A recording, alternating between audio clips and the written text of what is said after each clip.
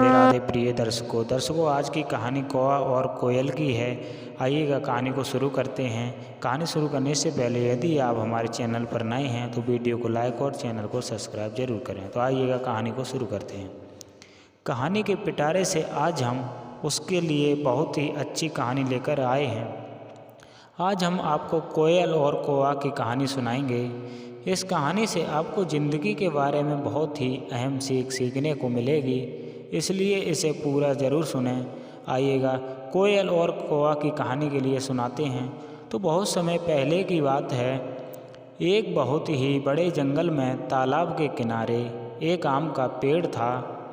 उस आम के पेड़ पर मीठे मीठे आम होते थे और उस पर कोयल का झुंड बैठा हुआ था। गर्मी के मौसम में वे कोयल और उस पेड़ पर लगे आम खाकर बड़े मज़े से मधुर आवाज़ में चहकाते थे। उन कोयलों का चहचहाना सुनकर उस तालाब के आसपास के सभी जानवरों को बहुत अच्छा लगता था और वे इसका आनंद लिया करते थे। वे सभी जानवर कोयल के गाने के वजह से उनकी बहुत इज्जत और प्यार दिया करते थे। कोयल का झुंड भी उन सभी जानवरों को खुश रखने के लिए एक दिन उस तालाब के पास कौवों को झुंड आया और आम के पेड़ के पास वाले पेड़ पर बैठ गया।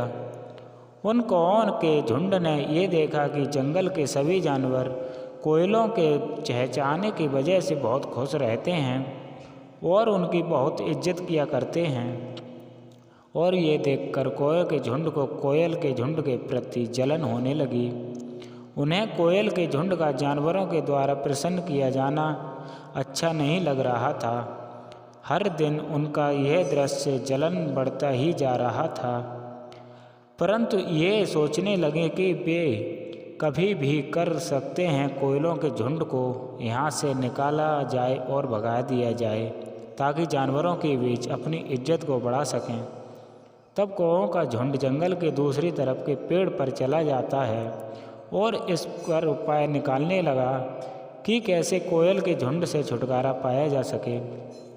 कौवों के झुंड से एक ही कौवे ने कहा, दोस्तों मैंने देखा है इस जंगल में एक माहिर शिकारी घूम रहा है और उसके पास बहुत तरह के औजार और बहुत बड़ा सा जाल भी है। क्यों ना हम उस बड़े से जाल को उसके सामने ही ला दें और उस आम के पेड़ पर रख दें जहाँ कोयल बैठती हैं। तभी दूसरे कौवे ने कहा, जब वह शिकारी जाल के पीछे आएगा तो उसे कोयल का झुंड दिखेगा। चूँकि कोयल भी काले हैं और हम भी काले हैं, तो ये शिकारी यही सोचने लगेगा कि उसके जाल में कोयल नहीं झुंड चुराया होगा और ये सोचकर वह गुस्सा हो जाएगा। वह शिकारी उन कोयल के झुंड को मारकर उन्हें वहाँ से साथ ले चला जाएगा। ऐसा करके हम कोयल के झुंड से बड़ी आसानी से छुटकारा पा सकते हैं, परंतु ये खुशी यहाँ कर सकते हैं। सभी कौवे बहुत खुश हो गए क्योंकि उन्हें लगा उन्होंने बहुत अच्छा स्टीप उपाय निकाल लिया है। तभी वे कौवे उड़कर सभी उस शिकारी के तालाब के पास जाते हैं। थोड़ा दूर जाने के बाद उन्हें एक शिकारी दिख गया। जैसा उन्होंने सोचा था, वह शिकारी छिपकर जाल बिछाए अपने शिकार का इंतजार कर रहा था। तभी अचानक से उस शिकारी के सामने उन कौवों के बड़े से झुंड जाल में उठा लिया और आम के पेड़ की तरफ उड़ चले। तभी पेड़ तक पहुंचने के बाद उन्होंने उस आम के पेड़ पर ही जाल फेंक दिया और अब वे आगे क्या होने वाला है ये देखने के लिए वे कौवे ठीक उसके पास बैठे हुए पेड़ पर जाकर बैठ गए। पर कौवों के ये बात पता नहीं थी कि कोयल तालाब में उनकी प्यास बुझाने गए हैं।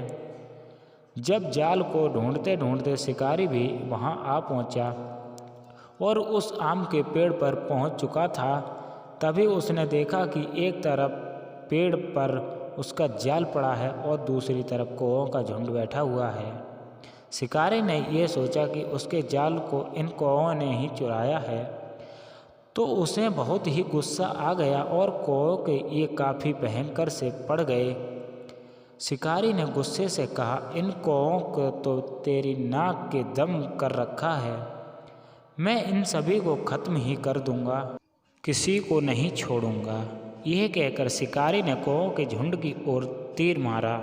सारे तीर उन सभी कौओं पर जाकर लगे और एक एक करके सारे कौए मारे गए।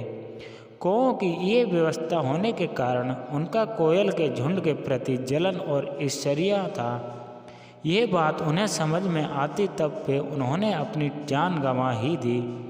तो दोस्तों, इस कहानी से हमें यही सीख मिलती है कि हम किसी के प्रति जलन ईर्ष्या की भावना नहीं रखनी चाहिए, और अगर आप दूसरों के लिए गड्ढा खोदेंगे तो उस गड्ढे में आप ही गिर सकते हैं।